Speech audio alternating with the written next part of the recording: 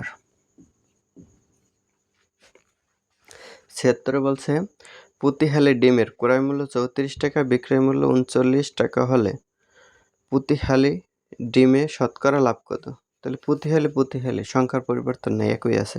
তাহলে ক্রয় মূল্য 34 টাকা, বিক্রয় মূল্য 39 টাকা। তাহলে কি হয়েছে? লাভ হয়েছে 5 টাকা। তাহলে 34 টাকায় লাভ হয় 5 টাকা, শতকরা কত? 34 টাকায় লাভ হয় 5 টাকা, 1 টাকায় লাভ হবে কম, আর 100 টাকায় লাভ হবে বেশি। তাহলে দিলে 17 2 গুণে 34, 50, 5 5 25, একটা শূন্য, 17। তাহলে 17 একে, এটা আবার কাটলে হয় 17 একে 17, থাকে কত? 3 আর 5, 80 থাকে। 80 থাকলে 3 17 51, 4 17 হয়, 4 7 28, 4 1 4 আর 2 6, 68, 5 17, 5 7 35, 5 1 5 আর 3 8 85, বেশি হয়ে যায়। তাহলে 4 বারই যাবে, 4 বারে 68। তাহলে 80 থেকে 68 গেলে 2 1 12, তাহলে একটা শূন্য দিলে হয় 120।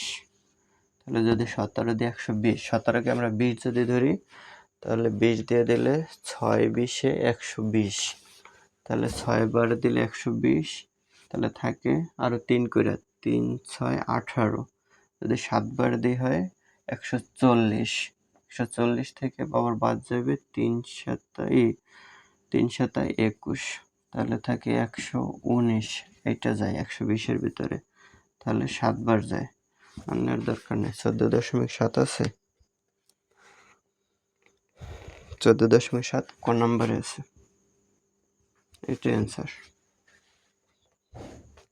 77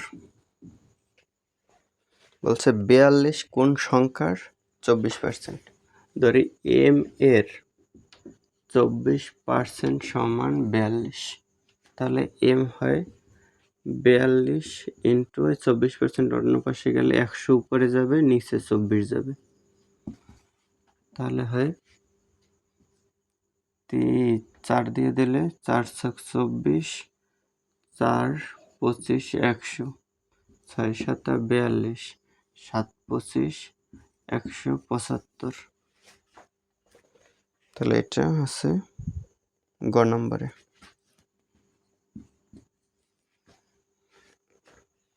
এটা এত না লিখে আরো সংক্ষেপও করা যায়, যে এই বলছে কি 42 কোন সংখ্যার 24%, তাহলে সংখ্যাটা বের করবো, তার মানে পার্সেন্টেজটা আমাদের অন্য পাশে গেলে উল্টে যাবে। তাহলে 42 উপরে যায় 100, নিচে 24, এভাবে করলে 25 4 25, 4 6 24, 6 7 42, 7 25 175। তারপরে 78 নম্বর। 78-এ বলছে একটি দ্রব্য 5% লাভে 588 টাকায় বিক্রয় করলে ক্রয় মূল্য কত টাকা হবে?